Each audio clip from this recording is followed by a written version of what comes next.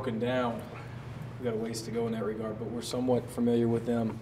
Their offensive numbers are off the charts, the way that they shoot the basketball from the perimeter. They're the best offensive team that we've played this year, including Oklahoma. They're, I think, 9th in the nation, KenPom.com offensive efficiency. Oklahoma is somewhere in the 20s. We're somewhere hovering around 100. Our numbers are pretty good defensively, be contrasting styles, in that regard. But the way they shoot the ball is ridiculous from several spots by several different guys. They also really pass the ball. Their assist-turnover ratio is tremendous. They play 6 or 7 guys that all have a positive assist-turnover ratio, and they can all pass it really well, get each other shots, primarily open threes. How about the bigs? Do they have any bigs that can bang? Yeah, they have a kid named David Laurie they bring off the bench, who's arguably their most valuable player. They play him 30 minutes a game, but he comes off the bench. A really talented kid who reminds us of Daquan Hicks at Northwestern State, probably with more size. And I'm not sure why he comes off the bench. Maybe to help him with early foul trouble, but he's really good on the interior. But he also will bring the ball up the floor at 6'9", 250, and can really pass it as well as their guards. Defensively, what do they like to do, Coach? They'll man you a little bit, but primarily they'll match up zone you, which we hadn't seen a bunch of this year. Like Georgia State of last year. I know we've seen it in spots a couple times this year, but not as much as we'll see on Wednesday night. Pack it in, switch everything, a true matchup zone. So our offensive attack will be different as well. In terms of getting refocused and recharged, is it kind of a process as the days kind of go by, as then the next phase of this season approaches? Yeah, I mean, I guess that's the goal. That's all we can do is recharge and refocus and understand that there's another great opportunity in front of us. And our biggest goal today over the next few hours will be to hammer into our guys' heads how good Iona is, because they're terrific. They're just like us in that they're borderline tournament team, and they win the regular season and get knocked out in the championship by a good Manhattan team. So Iona will come down prepared and give us a great test. What are your thoughts on playing more of an up-tempo team in terms of, the last 2 games going against Tulsa and Southern Miss, who obviously wanted to play in the half court? I'm not sure how much it matters. I guess all year we thought we were a team that had its disadvantages versus size teams, and yet we come off 2 of our best performances of the year against Charlotte and Southern Miss. I feel like we were in a good rhythm playing against teams like that. Early in the year, I know I would feel a lot more comfortable playing against a team like this, but we've gotten pretty accustomed this late in the year to playing any type of style, any type of roster. We'll have to make adjustments. They'll have to make adjustments. I can tell you for our fans, it'd probably be a little more exciting because I think a lot of points will be scored in the game on Wednesday night. And once again, I know that a good home crowd will be important. Yeah. How big is it for you? It's huge. You want that home court advantage. We're at home.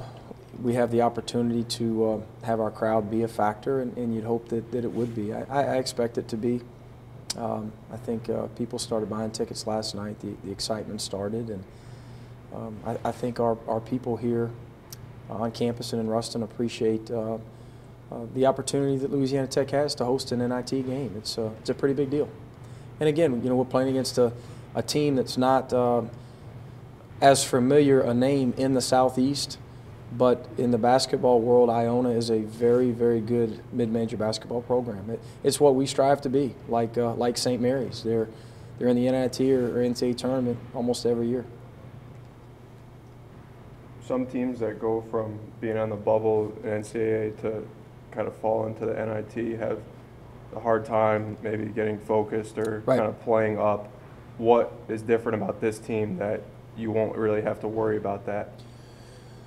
Well, I hope this team is different. I'm not 100% certain that we'll play our best game Wednesday night. I hope, just being honest with you, I hope that our mindset is correct. Last year, we came off a devastating loss in the first round of our conference tournament, and then we're told a couple days later that we play at an ACC school and we have Florida kids on our roster. You know, when we're traveling down to Tallahassee, I knew we'd come out swinging, and our guys were really geeked up.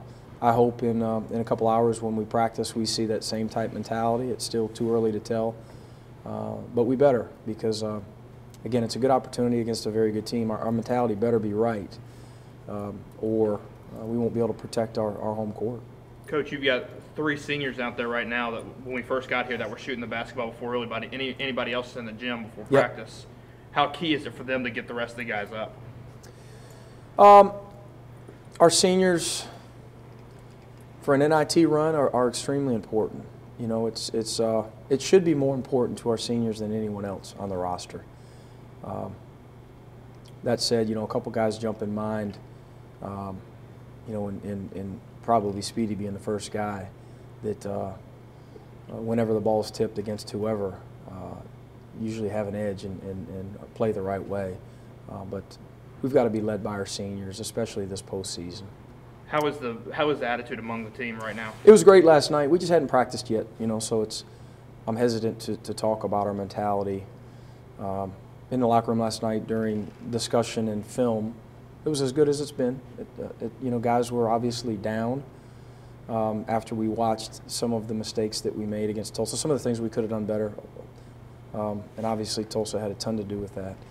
But as we moved on and watched the NIT show and started talking about Iona and potentially getting to New York City if we can put together a run, guys had a good mentality, good mindset, and hopefully we see that physically here in a couple hours. Do you think, like, mid-majors, I guess, maybe have, like y'all and Iona have a little bit more of an incentive than a power conference team that's in the NIT? Because, I mean, there's maybe not much to gain for them, but obviously y'all making a run to Madison Square Garden, playing in front of that many people, just getting more exposure. Yeah, mid-majors probably have more room to make a name for themselves in these tournaments, you know, and in the NCAA tournament. A lot of the high majors that are in the NCAA tournament or the NIT have national notoriety already, you know, and Louisiana Tech does to a certain extent, but the more we win, the more that Iona wins, the better it is for the school. There was a lot of talk about the NIT, the folks that make a run at the NIT, and what it means the following years for the NCAA tournament. Do you make anything of that? Yeah, definitely. I mean, it's more games, it's more experience, it's more exposure, and it's more opportunities for wins, and it's all a part of building a program. And I go back again to last night. We talked about our win last year in the NIT at Florida State was a great program win for us. It helped us. There's no question. It helped us over the next few months in recruiting. It helped continue to develop a mindset on our roster. It helped with added incentive for work ethic for our current guys. So it's just it's another opportunity to continue to build.